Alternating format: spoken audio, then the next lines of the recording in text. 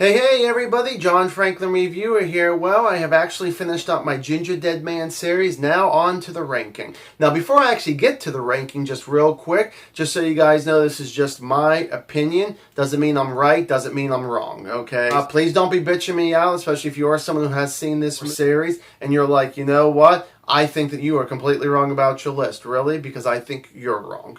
Okay, so let's get right into it here. Now, number 4 is Gingerdead Man versus Evil Bong. I'm a bit surprised. I thought I was going to enjoy this movie a lot better, but the reason why I got this as the worst is that I was really bored with this movie. The only good things about this movie was that there was a few chuckles out of me with the Gingerdead Man's dialogue, where most of it I didn't like anyways, and there was nudity, okay? There was boobs all over the place in this movie, so, but unfortunately, I gotta be honest, boobs will only get you so far in a good movie or bad movie. But yeah, just it was more about Evil Bong's story than about the Gingerdead Man, so it wasn't even like a 50-50 kind of thing there. And the thing was that if I'm looking at this more for a Gingerdead Man movie, he was more pushed in the background, so I wasn't too thrilled with that one bit. Didn't like the acting, didn't really care for the story, the pacing was real bad. Okay, moving on from there is number 3, and this is the one that should have been number 4, and that is Gingerdead Man 2, The Passion of the Crust.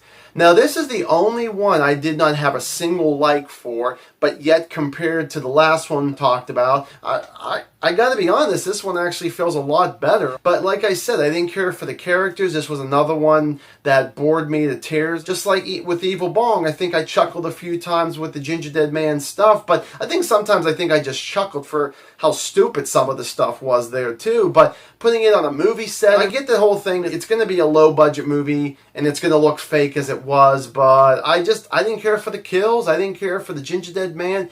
Honestly, I was just really happy whenever the movie finally ended, and the pacing of it's real slow too. And my number 2 is going to be Gingerdead Man 1, the original. Now, why do I have this at number 2? Well, compared to the other two, this at least has some enjoyable fun, 1 or 2 surprise kills in this one that I really do like. I mean, I like Gary Busey. I've always liked him as an actor before and unfortunately after he had his car accident or motorcycle accident, I believe it was. I think he's great as the killer, human side and the killer cookie side. I like the one that he actually has to go after Sarah Lee. I think she's actually still really good. I mean, you actually feel for her, and you really want her to win, especially what happens at the beginning of that film there. I really like that. There's also another character I really like in there. I can't remember his real name or his character's name, but he called himself the Butcher Baker. I thought he was really funny whenever he was on screen. He was one of the best ones along with her. Everybody else I really didn't care for.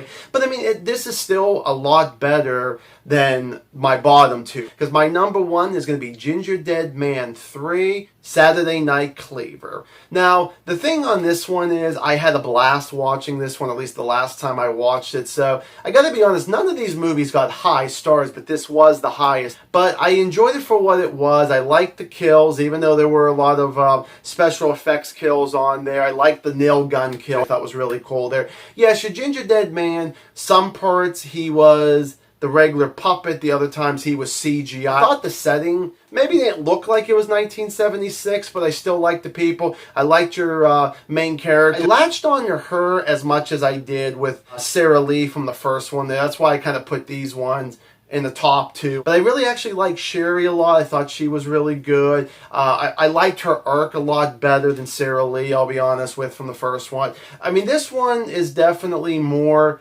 fun than all the other ones, but definitely for me, I definitely say 1 and 3. Skip the second one and skip the one where he has to verse Evil Bong, because none of them really have too much of a consistency. If you've seen all of them there, I'd like to know your ranking, and please comment down below. So thank you guys so much for watching, and as always, stay awesome.